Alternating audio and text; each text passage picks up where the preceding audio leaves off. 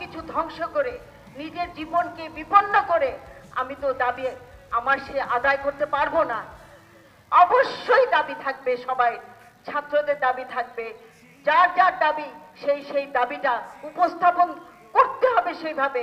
তা আমরা তো সেভাবে করছি না, আমরা নিজের জীবনকে বিপন্ন করছি। আমি চাচ্ছি না, আমি একজন মা হয়ে, আমি একজন বাংলাদেশের জনগণ হয়ে, একজন জনসাধারণ হয়ে আমি চাইবো না আমার দেশের ক্ষতি হোক, আমার দেশ ধ্বংসের দিকে চলে যাক, কখনোই চাইবো না।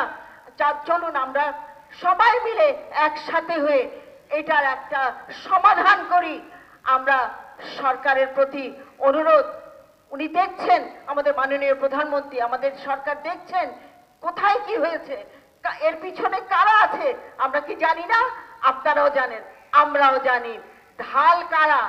ঢাল হচ্ছে আমাদের ছাত্রছাত্রীরা ঢাল। তার পিছনে কারা কাজ করছে? বহুদিন ধরে এই ষড়যন্ত্র চলছে, এই ষড়যন্ত্র আর চলবে না।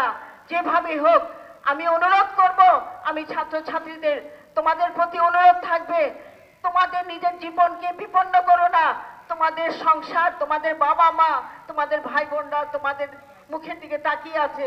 তোমরা আগামী ভবিষ্যৎ, আগামী দিনের দেশের ভবিষ্যৎ তোমরা। সুতরাং এইভাবে তোমাদের নিজের জীবনকে বিপন্ন করে